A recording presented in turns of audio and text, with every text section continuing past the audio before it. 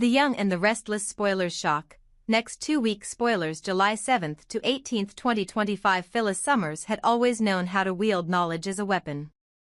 In Genoa City, where power was the ultimate currency, her ability to gather information and use it to manipulate situations was her greatest asset.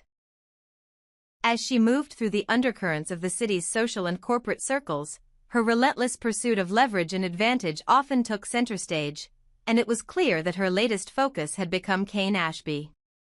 However, Phyllis wasn't chasing Kane in the conventional sense. No, she was pursuing him as a calculated player in her larger game.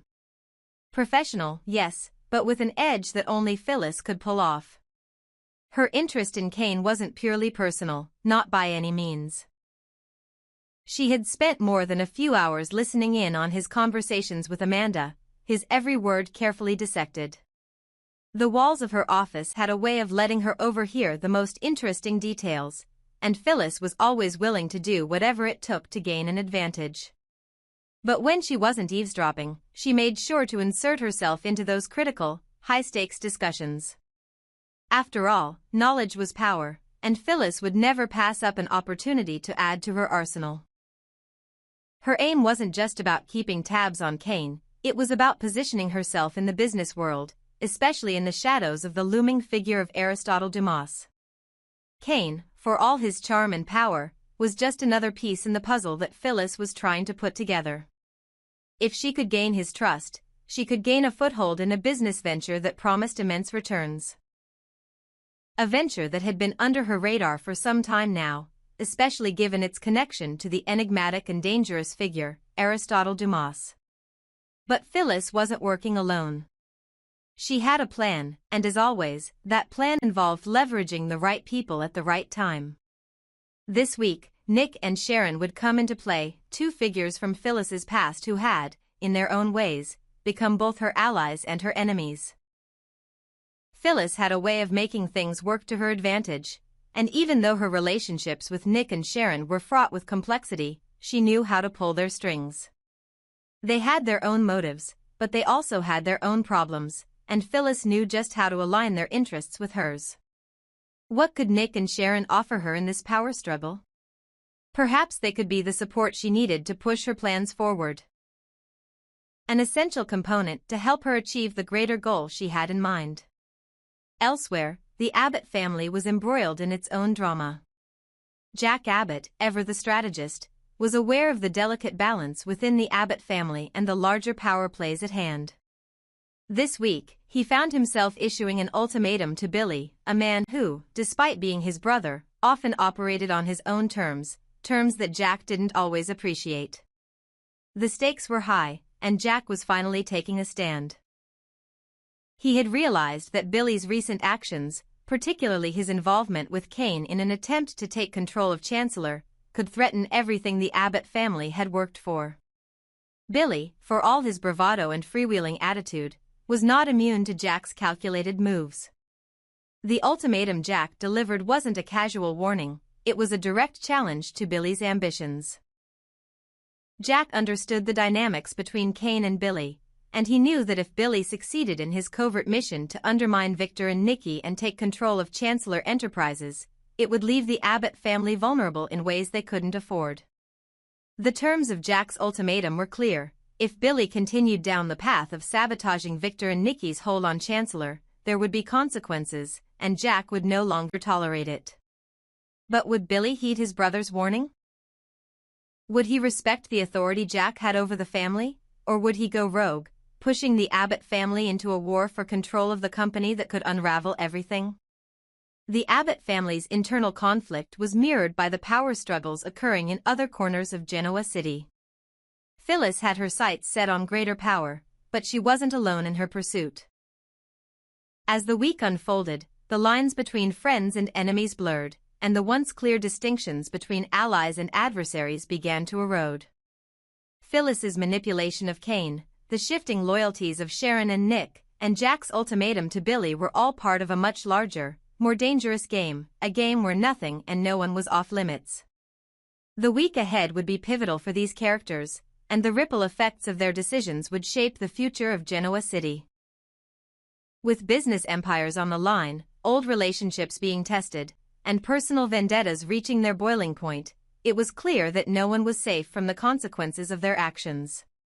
Phyllis, Jack, and Billy were each playing their own game of power, but it remained to be seen who would come out on top in this high-stakes drama. This narrative maintains the complexity of the relationships and power dynamics you described, with Phyllis's motivations and actions woven throughout the drama. It builds the emotional stakes while hinting at the shifting alliances and tensions that will define the characters' fates. Lily Winters had always prided herself on her strength, her ability to stay grounded no matter the storm that raged around her. But as she spent more time in the luxurious yet isolating environment of Nice, the cracks in her facade began to show. The city, with its opulent surroundings and endless distractions, had become both a haven and a prison for her.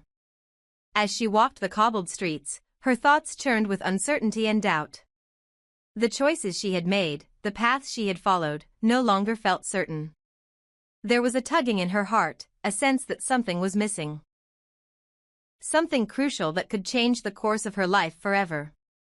Her interactions with Damien had started innocently enough, the connection sparked by a shared history and mutual understanding.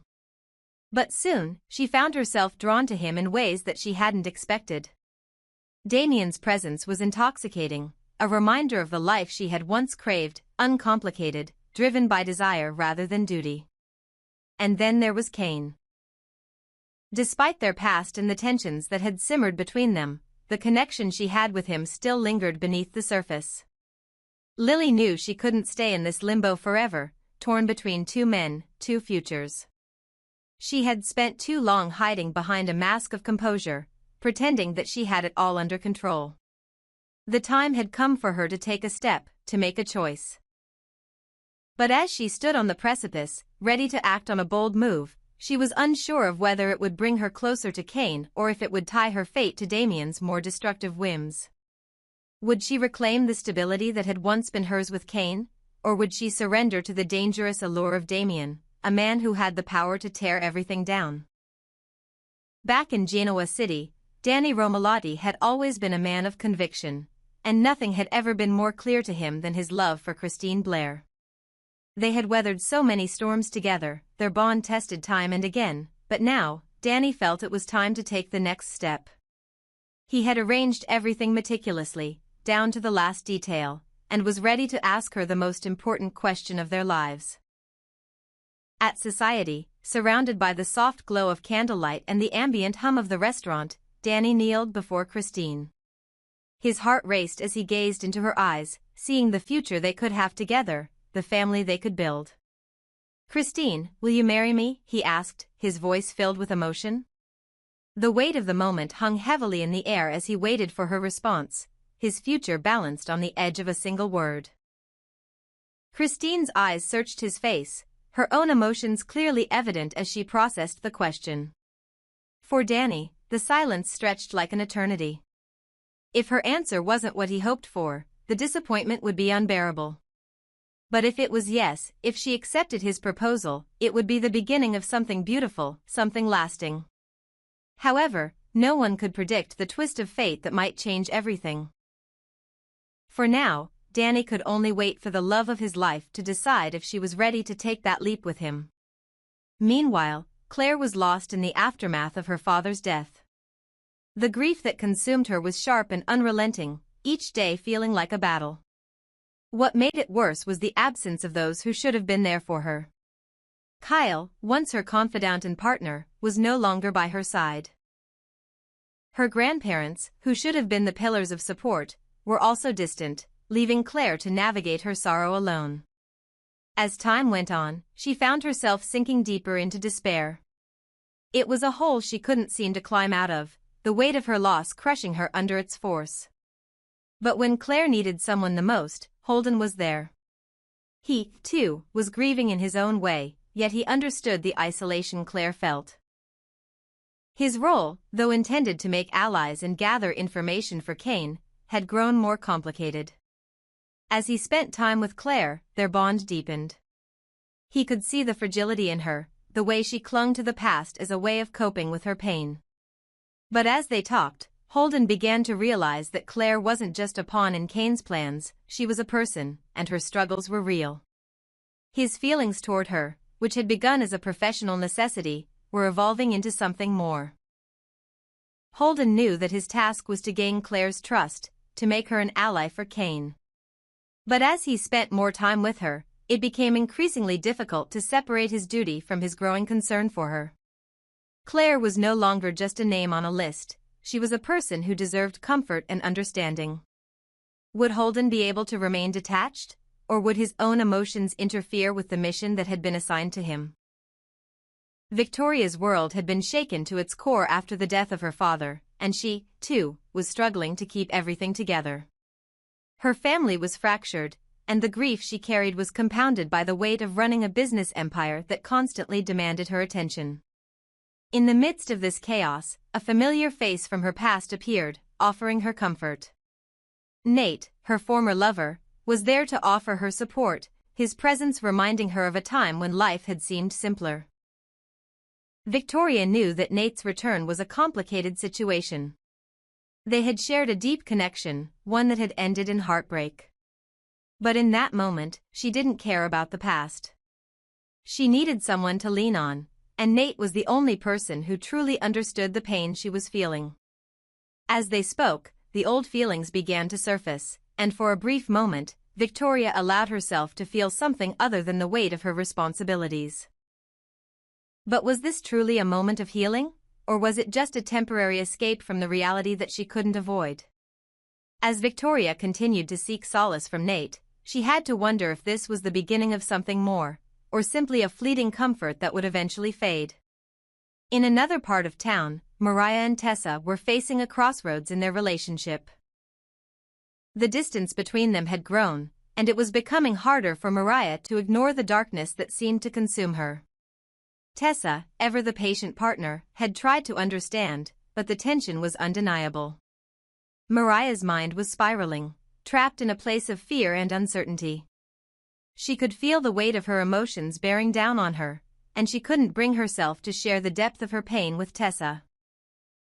"Maybe we should just end things," Tessa said, her voice tinged with sadness. The words hung in the air, heavy and final. Mariah recoiled, not ready to accept the possibility that their love could be over. But deep down, she knew that something had shifted. The connection they once shared now felt distant, strained. Would they be able to find their way back to each other, or was this the end of their journey? As the week unfolded, the tangled web of relationships, grief, and power plays in Genoa City continued to shift. Each character was forced to confront their past and face the consequences of their choices. The decisions they made would ripple out, affecting not only their futures but the futures of those around them. For Lily, Danny, Claire, Victoria, and Mariah, the next few days would be crucial in determining whether they could overcome the darkness that had begun to consume them, or whether they would be lost in it forever. This narrative expands on the emotional turmoil, relational dynamics, and decisions each character faces. It integrates the complexities of their journeys, highlighting the internal and external struggles that drive their actions, while maintaining a continuous flow of the drama.